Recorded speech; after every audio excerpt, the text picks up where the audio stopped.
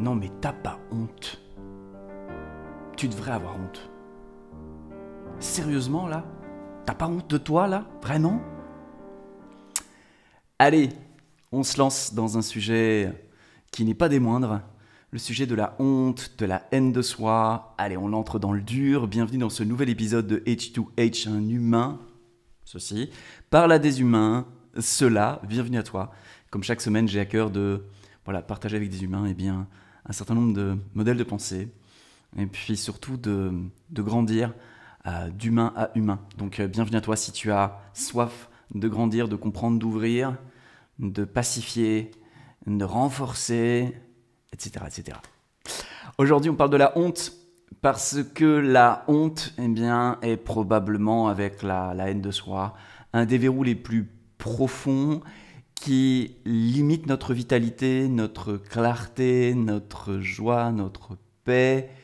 Et il me semble que plus nous entrons en profondeur dans la densité de nous-mêmes, plus lorsque nous libérons, déverrouillons certains espaces, plus de l'autre côté se déploient des espaces, je dirais naturels, équilibrés, harmonieux, de paix, de joie, de capacité d'amour.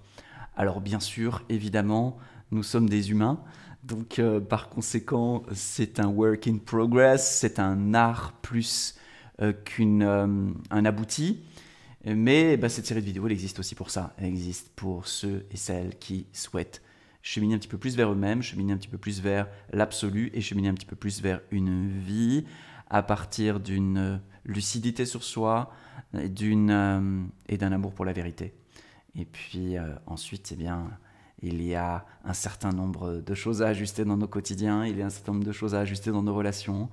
Et petit à petit, l'oiseau fait son nid. Donc on va aborder ce sujet aujourd'hui de la honte, de la haine de soi.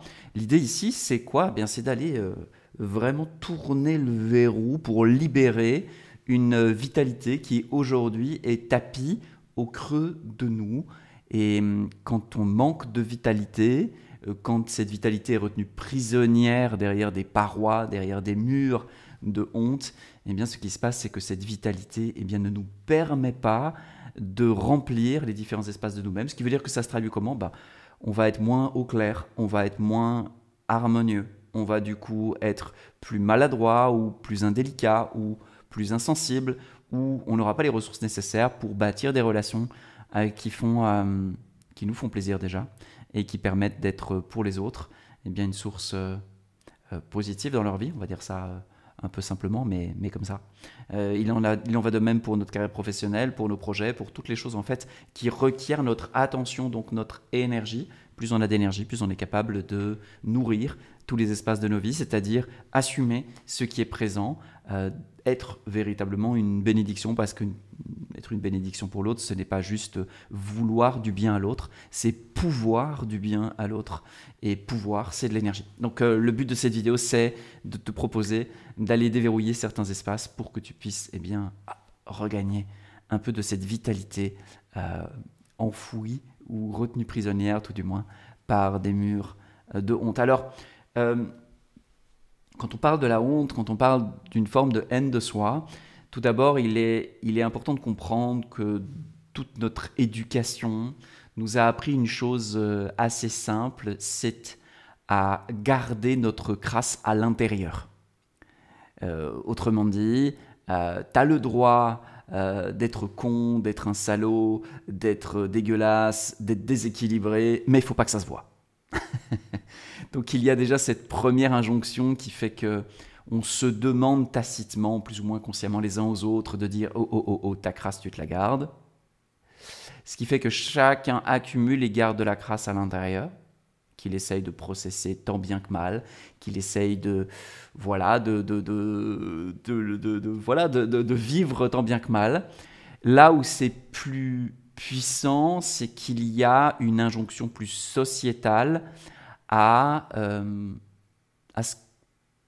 inviter / imposer à chacun de garder ou de recevoir et de processer des niveaux de crasse, des niveaux de honte, pour qu'on puisse continuer à fonctionner de manière collective dans un illusoire de réel. On le sait aujourd'hui, quand on creuse un petit peu sous la couche communément admise, on découvre des trucs qu'on va juger atroces, qui vont nous choquer, où on va faire waouh.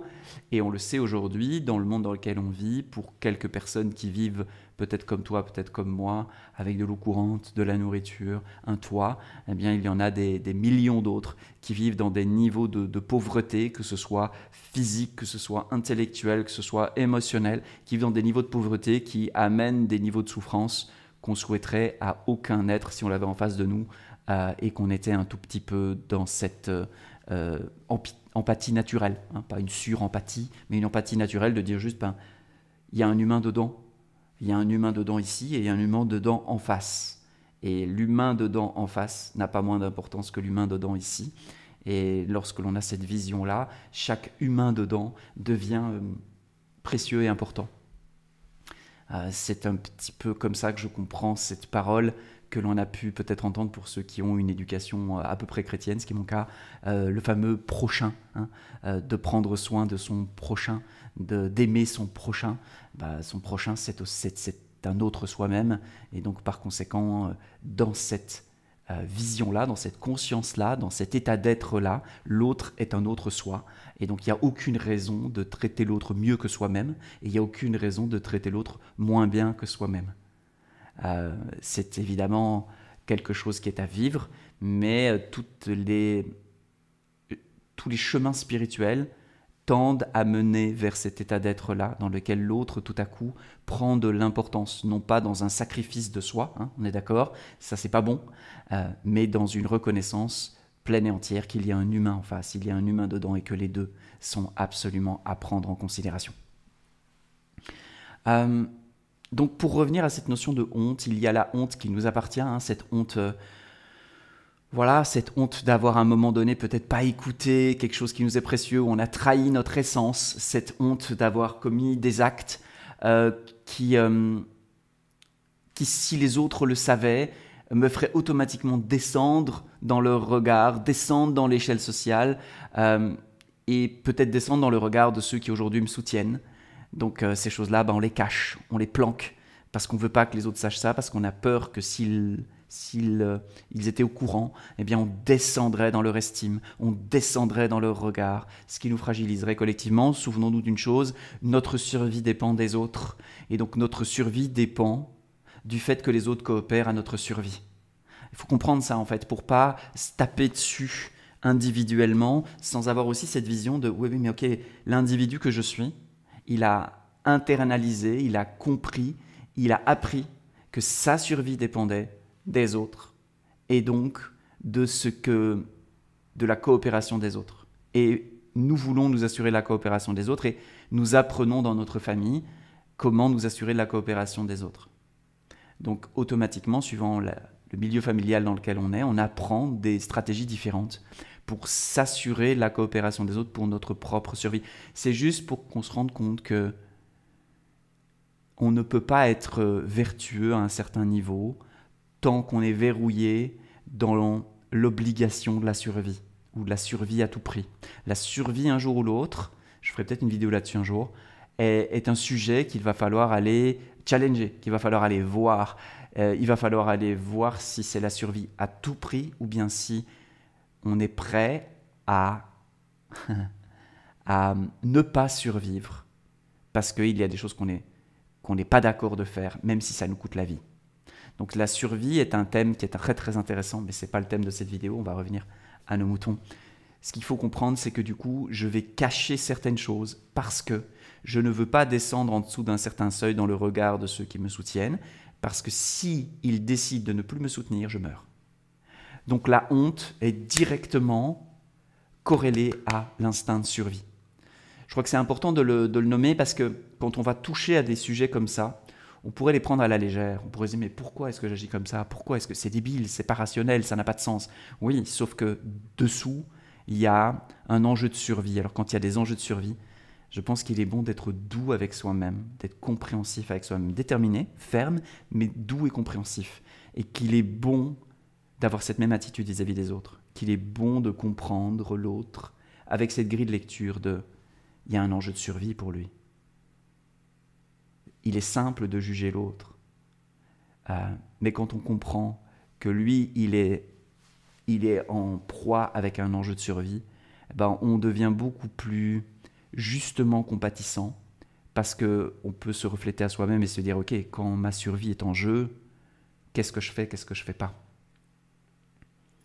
Est-ce que je vais être collabo ou résistant? Typiquement, c'est une question un peu rhétorique, mais c'est une question qui se pose. Dans certains cas, dans certains contextes, est-ce que je sais comment je réagis? Et je trouve que c'est intéressant de se poser cette question-là. Donc on peut avoir honte d'avoir trahi notre essence, on peut avoir honte d'avoir commis des actes, certains actes qu'on ne veut pas qu'ils se sachent parce qu'on sait qu'on descendrait, parce que ce sont des actes qui ne sont pas dans la morale de l'époque ou dans ce qui est jugé bon de l'époque. Et là, notre éducation vient directement rentrer en ligne de compte parce que nos parents nous apprennent ce qui est acceptable et ce qui ne l'est pas. Suivant la couche sociale dans laquelle on est, ce ne sont pas les mêmes règles. Suivant l'époque à laquelle on vit, ce n'est pas les mêmes règles. La morale, c'est quelque chose qui bouge avec le temps, qui n'est pas un absolu. Par contre, il nous est enseigné, imprimé, il nous est marqué au fer rouge dans notre système, comme si tu veux survivre, tu dois respecter ça.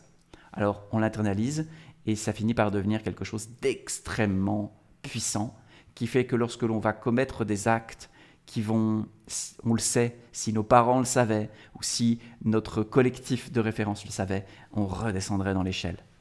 Ça, c'est quelque chose qui fait peur parce que c'est dangereux. On a internalisé ça comme dangereux.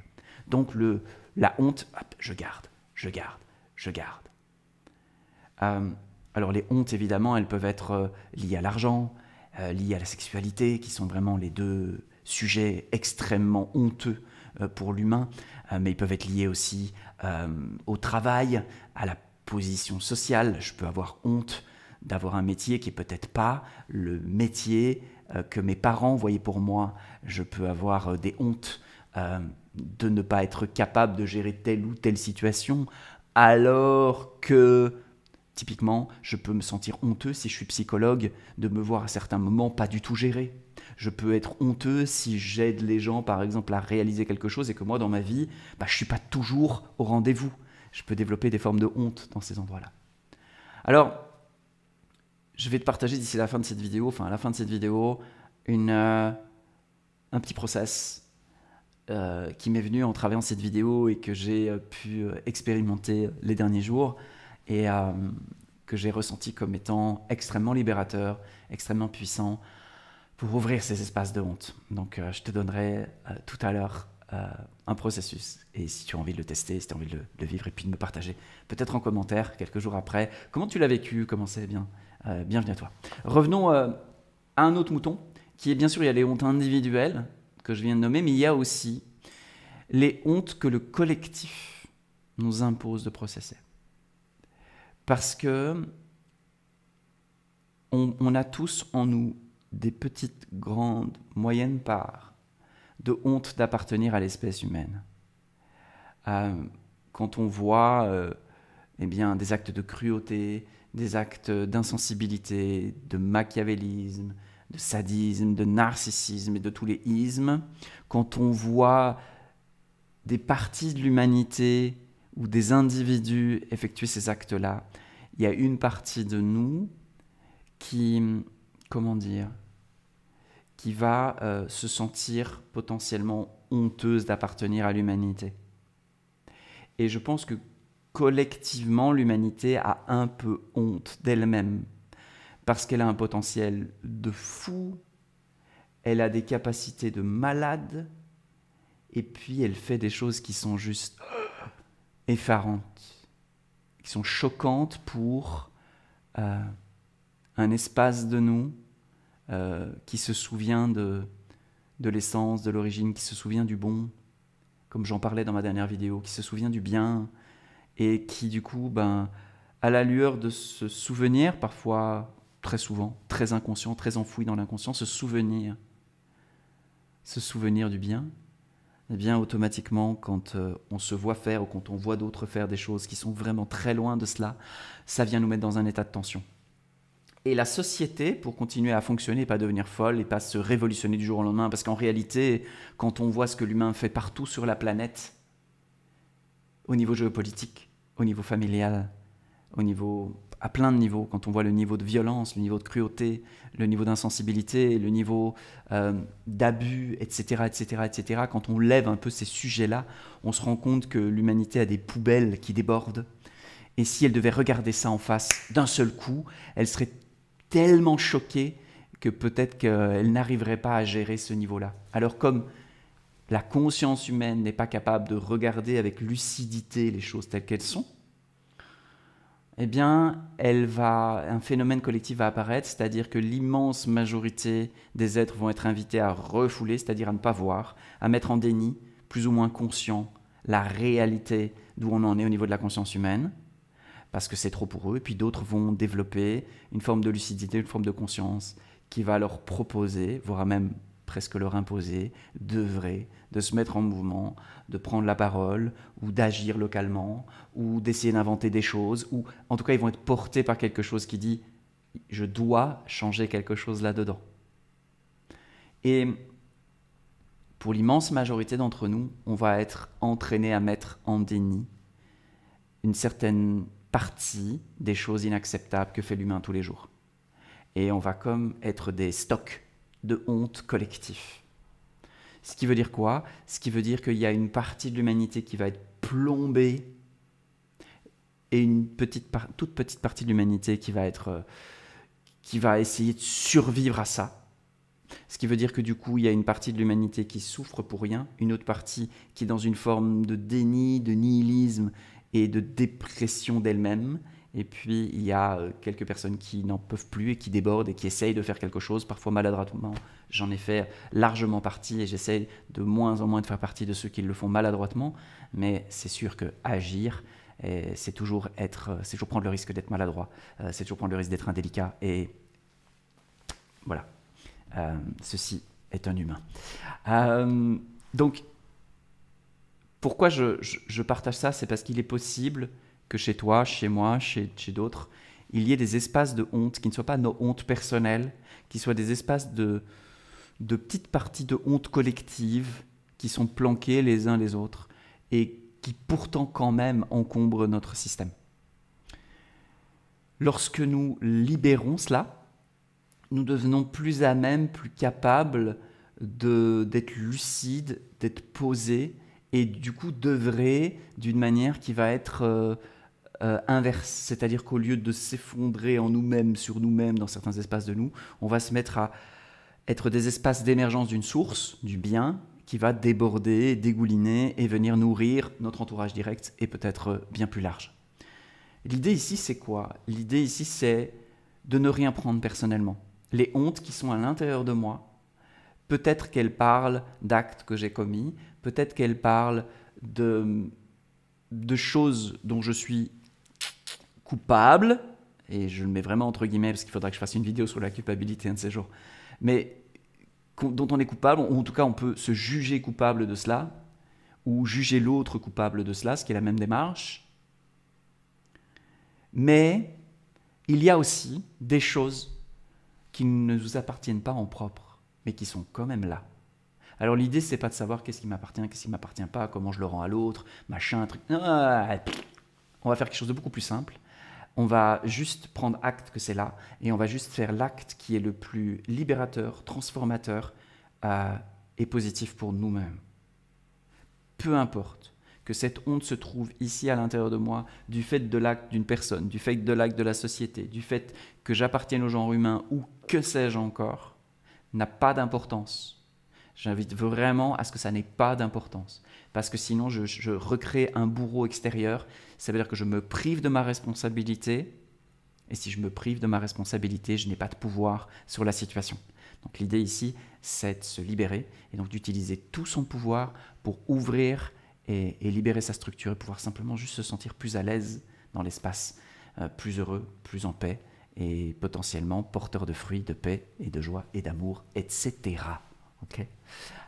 Donc voilà, je voulais juste partager ça pour qu'on puisse, dans notre introspection, quel est le processus que je vais te proposer avec un processus de libération derrière, dans notre introspection, qu'on puisse simplement juste constater ce qui est là et pas chercher à faire autre chose que juste « hey, oh, wow, Je sens qu'il y a une honte de ça.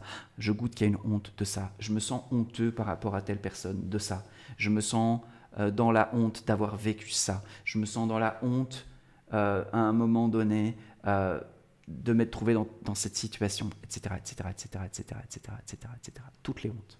L'idée ici, c'est de te proposer simplement un processus que tu peux faire en une journée, en plusieurs semaines, en plusieurs mois, tu verras au rythme qui est le plus approprié pour toi, de juste lister les choses qui te viennent quand tu te mets en résonance avec la notion de honte et juste les noter. Tu vois, ça peut être des trucs aussi simples que « Waouh, je me sens dans la honte lorsque je me souviens de ce moment où j'ai dit une blague et ma blague, elle était un peu bizarre et tous mes copains autour de moi se sont foutus de ma gueule ou se sont sentis mal à l'aise parce que ma blague était peut-être inappropriée, pas ajustée, ça a mis un coup de malaise et je me suis senti comme honteux. Ok, super, c'est un tout petit truc, je le note, bim, bim, bim, bim. L'idée, c'est pas de rentrer dans le détail, l'idée, c'est juste d'avoir comme un point d'entrée dans des espaces dans lesquels il y a de la honte pour qu'ensuite on puisse aller insuffler le processus en 3 phrases simples que je te propose pour dissoudre tout ça et pour que cet espace qui était rempli de honte puisse tout à coup se remplir de vie, tout simplement. Okay. Donc ça va passer par évidemment avoir un point d'entrée, c'est tout l'intérêt de faire une liste de honte ou simplement dans le quotidien quand on en voit une, eh bien de se dire oh, ok, il y en a une, j'ai besoin d'un point d'entrée, j'ai pas besoin de me souvenir de tout en détail, j'ai pas besoin de me poser des questions sur à qui la faute, quelle est la dynamique, qu'est-ce qui va pas chez moi et tous ces trucs là inutiles, vraiment ne perdons pas de temps avec ça. J'observe que dans mon système il y a quelque chose qui est pas harmonieux, ok, est-ce que j'ai un point d'entrée? Oui, ok, je rentre, j'harmonise, fin de l'histoire. Parce que si j'essaye de comprendre, je vais rentrer dans une espèce de truc qui va faire que je vais devenir vraiment exceptionnellement bon à comprendre pourquoi il y a de la merde à l'intérieur de moi. Mais il y aura toujours de la merde à l'intérieur de moi. C'est pas ce qu'on veut. Moi, je préfère pas savoir pourquoi il y a de la merde à l'intérieur de moi, mais juste constater il y a de la merde, je nettoie, j'ai une maison propre, youpi. Voilà, c'est plus pragmatique comme approche, mais parce que j'observe que, et peut-être même surtout dans nos espaces occidentaux, francophones, France, Belgique, etc. Il y a une tendance, il peut y avoir une tendance en fait à intellectualiser la chose, à vouloir la comprendre et pas autant d'énergie à vouloir juste la résoudre, d'équilibrer, l'harmoniser. Donc voilà, ce que je te propose, c'est vraiment quelque chose d'hyper pragmatique. Ce que je souhaite, c'est que cette vidéo vienne dans ta vie alléger un peu plus parce que je sais que toi qui regardes cette vidéo, il y a un humain dedans.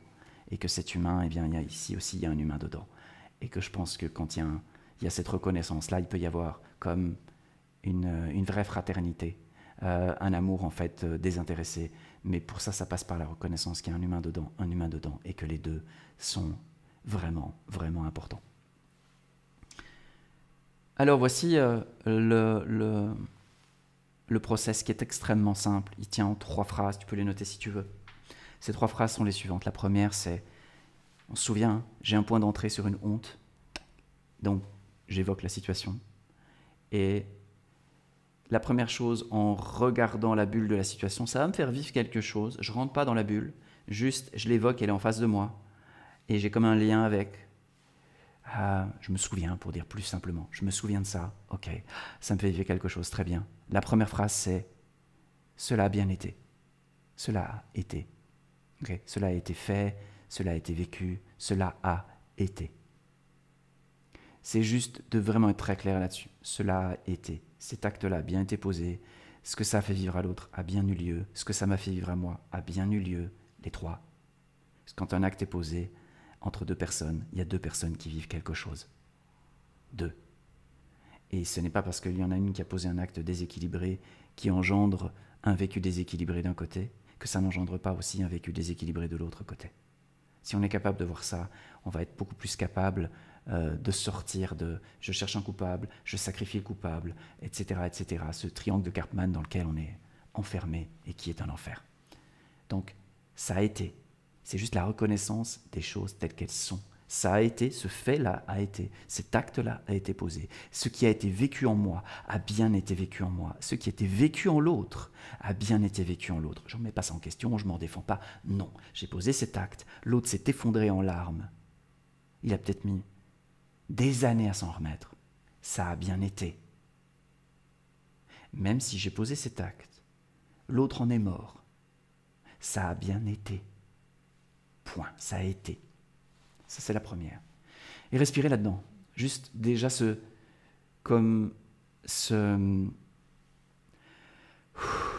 détendre, en tout cas laisser respirer ce ça a été.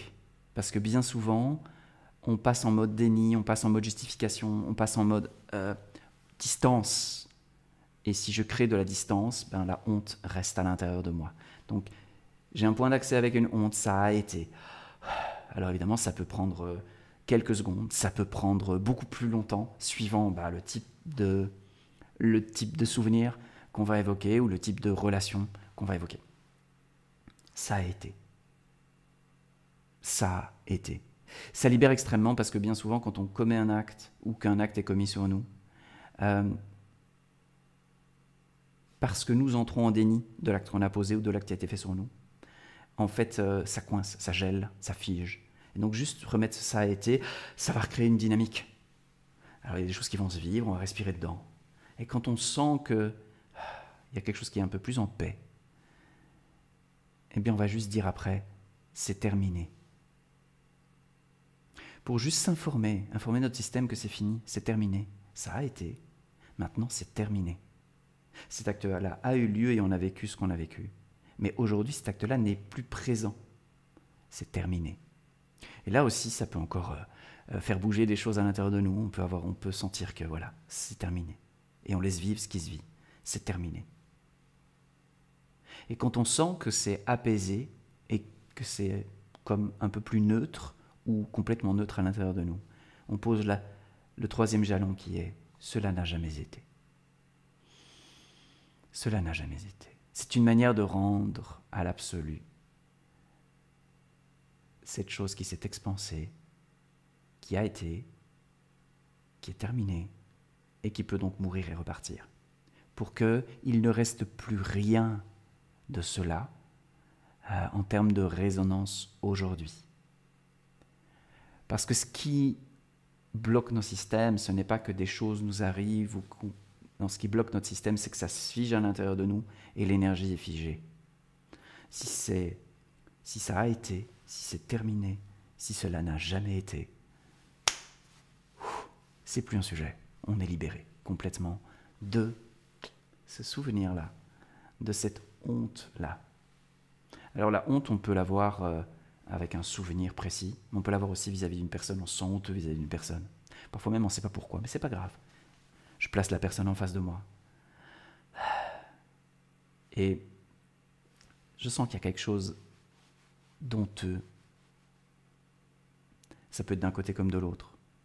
Où on sent que l'autre se maintient à distance de nous parce qu'il se sent honteux, parce qu'il ne se sent pas autorisé, parce qu'il ne se sent pas méritant. Même chose. Ça a été. Ce qui s'est passé entre nous a bien été. Ce que tu as vécu, ce que j'ai vécu, ça a été. C'est très clairement ça. Tu as ressenti ce que tu as ressenti. J'ai ressenti ce que j'ai ressenti. Est-ce que c'est vrai, est-ce que c'est faux, on s'en fout, c'est pas la question. Tu as ressenti et tu as vécu ce que tu as vécu. J'ai vécu ce que j'ai vécu. Est-ce que c'était bien, c'était mal, on s'en fout. Est-ce que je suis responsable, c'est pas la question. J'atteste que ce que tu as vécu, ce que j'ai vécu, ça a été. Et ce que tu as vécu, ce que j'ai vécu, c'est terminé. Et ce que tu as vécu, ce que j'ai vécu, cela n'a jamais été. Et voilà. Mon expérience d'avoir fait cela sur un certain nombre de choses, c'est que je vois qu'il y a des espaces de moi qui sont apaisés. Et évidemment, il y a un premier effet qui se coule qui est je sens que c'est apaisé.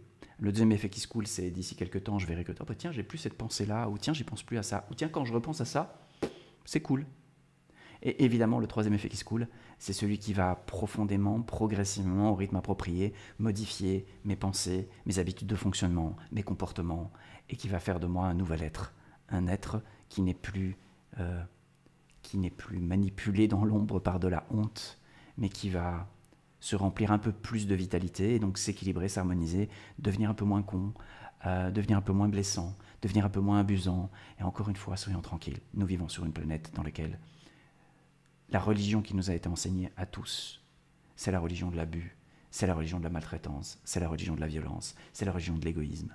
Donc, arrêtons de nous taper les uns les autres parce que nous sommes égoïstes, maltraitants, abusants, c'est normal. Mais ça ne veut pas dire que, parce que c'est la norme dont nous avons hérité, que bien sûr, nous avons le goût d'y rester.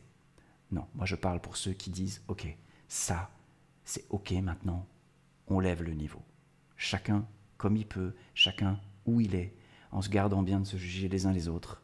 Encore une parole de l'Évangile, ne regarde pas la paille qu'il y a dans l'œil de ton voisin, mais la poutre qui est dans ton œil. Et en l'enlevant, ainsi tu auras un regard plus propre et plus pur sur l'autre. Oui, moi j'invite chacun à enlever les poutres qu'il a dans son œil pour que son regard devienne de plus en plus clair. Non pas parce que c'est bien, ou c'est bon, ou il faut le faire, ou non, juste parce que c'est bon pour soi. Et que ça nous permet en fait d'avoir des interactions qui sont beaucoup plus satisfaisantes. Et étonnamment, les interactions satisfaisantes sont des interactions dans lesquelles il y a de plus en plus un amour gratuit qui déborde de nous et qui va rejoindre l'autre. Et nous devenons chaque jour un peu plus capables d'aimer. Youpi. Parce que le monde n'a pas de problème. Le monde n'a pas besoin d'être changé. Les gens n'ont pas de problème, ils n'ont pas besoin d'être changés. On a tous foutrement besoin d'être aimés. Alors, aimons-nous les uns les autres comme il nous a aimés. C'est-à-dire de la manière dont il a été enseigné la voie de l'amour. Pas de n'importe comment. Il n'y a pas énormément d'êtres sur cette planète qui sont venus enseigner l'amour, qui n'est pas l'affect, qui n'est pas le désir, qui est l'amour dit agapé par les Grecs et qui est un trésor magnifique, extraordinaire, guérissant d'une manière spectaculaire. Et voilà, c'était le sens que j'avais envie de donner à cette vidéo sur la honte. L'idée pour moi de cette vidéo, c'était de te partager quelque chose qui te donne peut-être envie de libérer en toi les hontes qui sont encore tapies, de regagner des espaces pour qu'ils se remplissent de vitalité, pour qu'ils se remplissent de quelque chose qui te fera sourire un peu plus souvent, aimer un peu plus souvent et te réjouir un peu plus souvent. Si cette vidéo t'a plu, n'hésite pas à récompenser avec un petit pouce et surtout, et ça c'est beaucoup plus important pour moi, si tu penses qu'il y a quelqu'un autour de toi qui pourrait trouver bénéfice à cette vidéo, vraiment je t'invite à lui envoyer, à lui offrir, parce que je crois que quand on offre quelque chose à quelqu'un, tu vois, quand tu offres une bolée d'eau à quelqu'un qui a soif, eh bien tu fais quelque chose de très harmonieux. Et si quelqu'un a soif de quelque chose qui se trouve dans cette vidéo et que tu lui partages cette vidéo et que ça lui fait du bien, ben, quelque part un peu de ce bien te reviendra par la bande, parce qu'à chaque fois que nous faisons le bien pour l'autre, nous grandissons notre capacité d'accueillir le bien dans notre vie aussi. Et ça fait un cycle d'abondance et de prospérité qui n'est pas inintéressant. Voilà, j'espère en tout cas qu'une fois de plus, cette vidéo t'aura peut-être rejoint à un endroit de ta vie. N'hésite pas à me partager tes réactions, tes questions, peut-être des thèmes de vidéos que tu voudrais que j'aborde ici en dessous dans les commentaires. Et puis quant à moi, je te retrouve évidemment la semaine prochaine pour un nouvel H2H où un humain parle à des humains. Ceci est 100% IA free.